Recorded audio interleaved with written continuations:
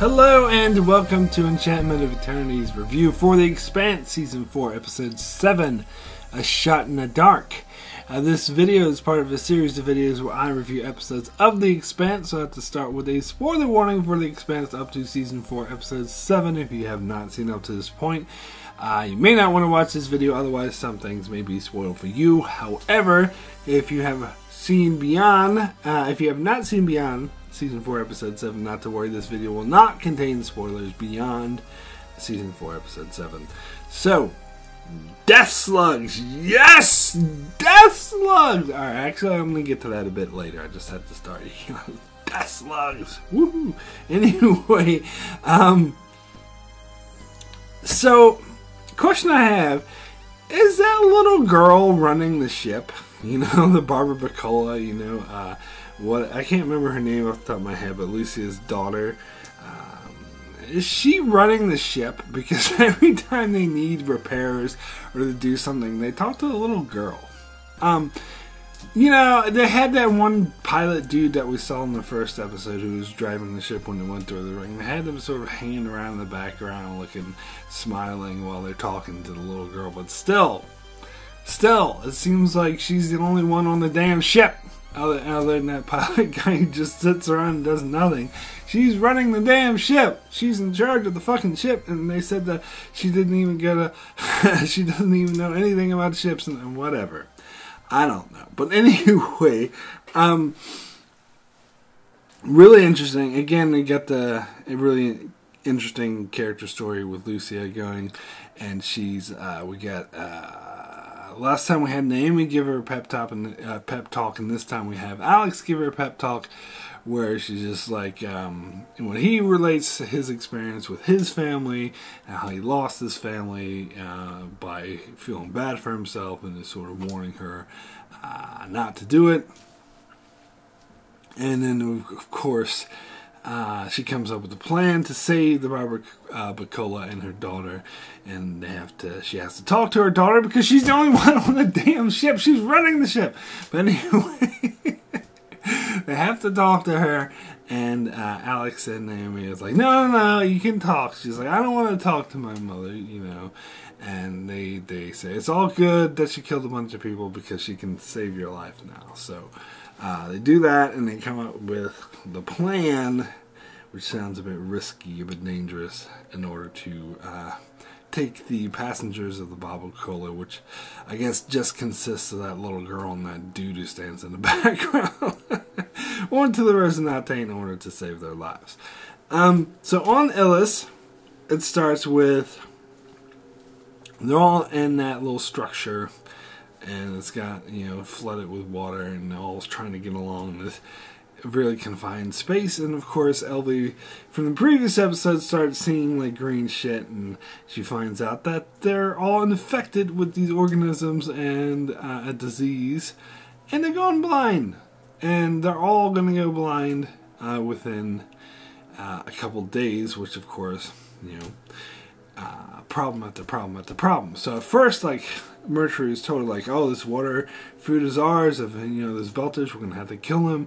And then all of a sudden he's like, oh yeah, sure, take the water, no problem. And I was like, what? But then it explains that it's because they're all going blind, and so that puts them at a disadvantage to the belters, who are more numerous than them. So that's why he's sort of placating them until that illness is cured, and he's really banking on Elvie curing that. And the one hope for that is Holden does not have the infection. He is the lone person who is immune. Now, it is kind of a trope in a lot of sci-fi shows and stuff where there's only one person, when there's a sickness, illness, infection type thing, a disease, there's always one character who's immune, and it's usually the main character. Not always, but usually.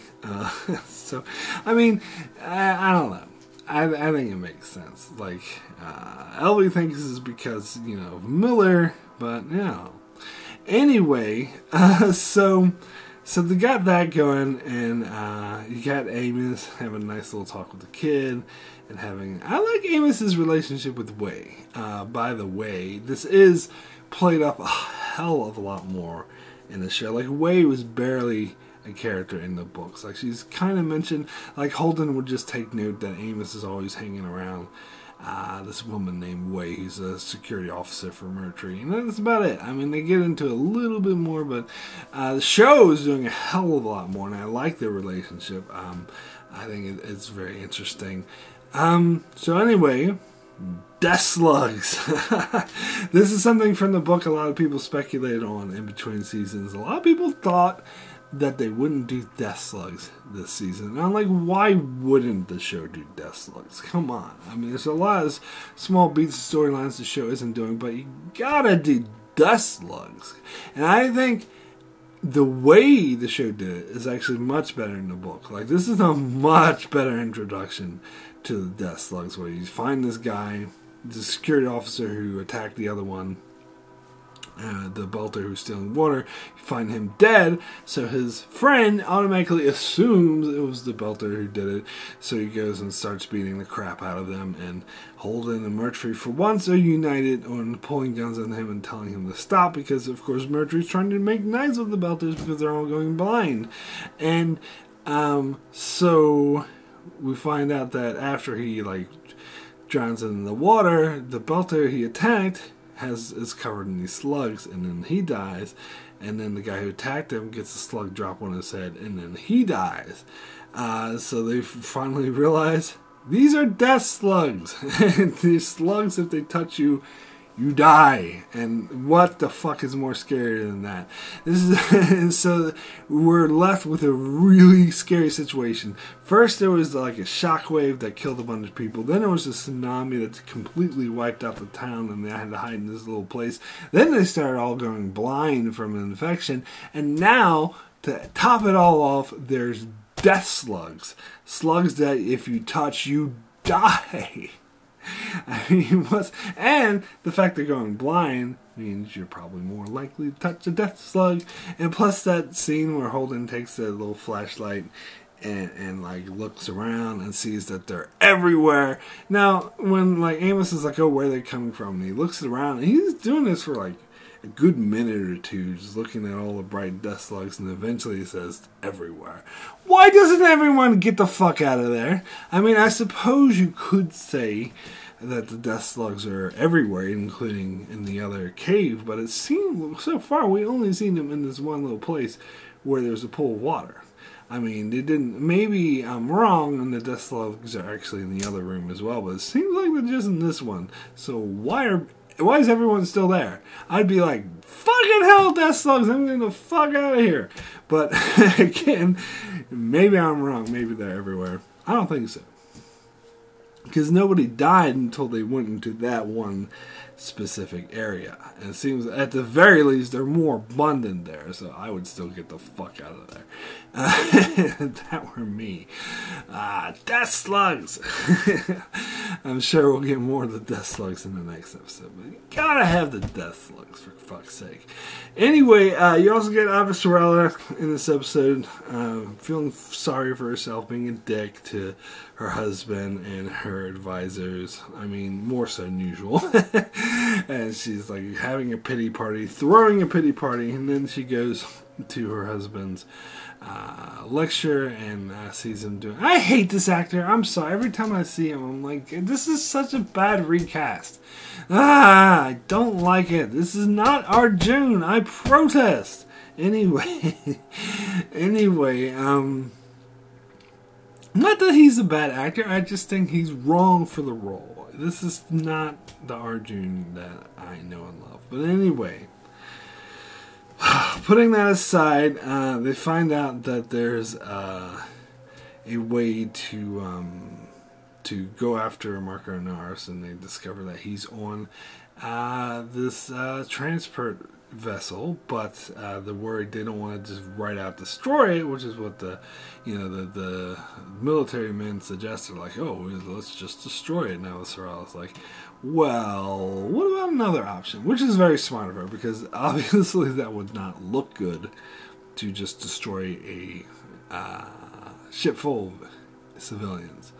But that ends up happening anyway, because when they try their surgical strike, they encounter some resistance, and then the ship apparently blows up anyway. So things are getting really intense, really sticky. Sure, this is going to hurt Avasarella's potential for a re-election voting a bit.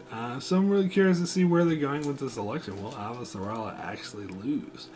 Wouldn't put it past the show, but we'll just have to see how this plays out. But yeah, that was pretty intense. So anyway, my rating for A Shot in the Dark out of 10, I think I'm actually going to give this an 8 because I love the death slugs. I was thinking about, oh, maybe it's a 7 because it's kind of boring in the middle, but it's got death slugs, and it ends with that awesome scene with them attacking the ship, and it was really intense. So I'll give it an 8. Extremely good. Yeah, it's death slugs, and the whole, just as I said, the problem after problem, they're going blind, and Mercury has to sort of try to placate the Belters, and then you have infighting, and then you find out there's death slugs, and I'm sorry I'm fixated on the death slugs, I love it. But anyway, it's a good story device. That is it for my review of The Expanse Season 4, Episode 7. I shall be back with my book show comparison in a couple days, and next week episode 8 review.